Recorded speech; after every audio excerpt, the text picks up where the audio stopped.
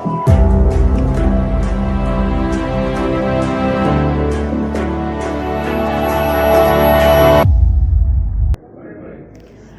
नगर भारत दिव्यांग सेना के तत्वावधान में नगर आयुक्त को संबोधित ज्ञापन सौंपा गया। दिए गए ज्ञापन में कहा गया कि अति निर्धन कमजोर समाज के जरूरतमंद विभिन्न क्षेत्रों के कानपुर महानगर में रहने वाले ऐसे भवन को पात्र व्यक्तियों को दिया जाए। संगठन के लोगों की पूर्व में कई बार 5 लोगों की तालिका प्रेषित की जा चुकी है, लेकिन आज तक ढूंढा विभाग के समक्ष बैठक आयोजित नहीं की गई। इस मौके पर भारत दिव्यांग सेवा के राष्ट्रीय संस्थापक एवं अध्यक्ष प्रदीप श्रीवास्तव ने कहा कि कानपुर के सजारी आयोजनों में आश्रय योजना के कुछ भवन तैयार हो चुके हैं, जिनमें कोई मानक शिकार नहीं हो रहा है। ऐसे वन अग्रिम आवंटन हेतु तालिका में पात्र व्यक्तियों को दिए जाए। साथ ही कहा कि ऐसे भवन आगामी दीपावली के मौके पर अक्टूबर माह के आखिरी सप्ताह में प्रदान कराए जाए।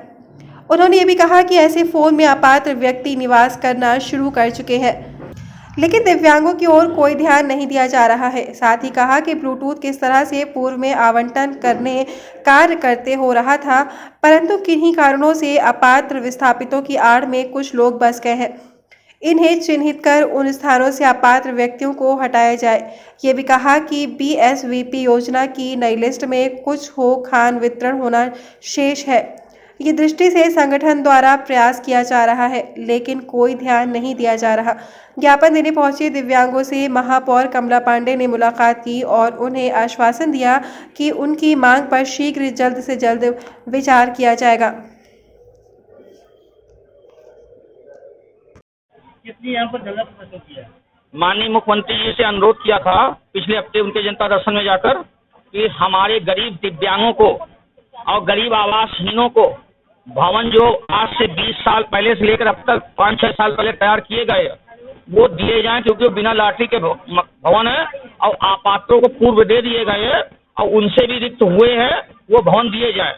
जिसके लिए नगर आयुक्त महोदय को मुख्य सचिव अपर श्री रजनीश दुबे जी ने फोन से आदेश किया था तत्काल कि इनका निर्णय आप करके भवन बांटकर हमको सूचित करें।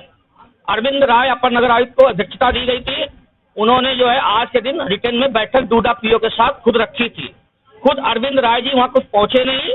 हमसे बताया गया वहाँ के बड़े बाबू ने झूठ बोला कि डूडा पीओ छुट्टी पे है, जबकि डूडा पीओ छुट्टी पे नहीं थी, कलेक्ट्रेट में थी। उनके पास 2 चार्ज हैं। मैंने उनसे फोन से संपर्क किया। उन्होंने बताया कि ठीक है, मैं अपने उसको असिस्टेंट जो है डूडा अधिकारी को भेज रही हूँ, मिस्टर संजय सिंह जी को। मेयर ने क्या आश्वासन दिया? मेयर ने आश्वासन दिया मैं ठीक है, मैं बैठक कराती हूँ और आपकी पूरी बात मैं सुनती हूँ। सहानुभूतिपूर्वक उन्होंने हमको आदेश दिया है। अभी भवनों की क्या स्थिति है? भवन में कई करोड़ रुपए दिए जा चुके हैं और ठेकेदार ने जानबूझकर पूरे नहीं किए हैं और जो पूरे हो गए उनको बांटने में हीलावाली हो रही है। वो भवन अभी खाली पड़े हैं या किसी को दे दिए गए? 1100 मकान बनने, जिसमें लगभग 500 के ऊपर बन चुके हैं। 500 भवन अभी किस स्थिति में है? उसमें कोई रह रहा है या नहीं? खाली है, कंप्लीट है। और जो 1 लाख भवन और बने हैं शहरों में अलग अलग योजनाओं में, उनमें अपात्र और विस्थापित कोई बात नहीं, अपात्र जो रखे गए उनको चिन्हित करके खाली करा के दिया जाना था, वो अभी तक जो है कार्रवाई अधूरी है।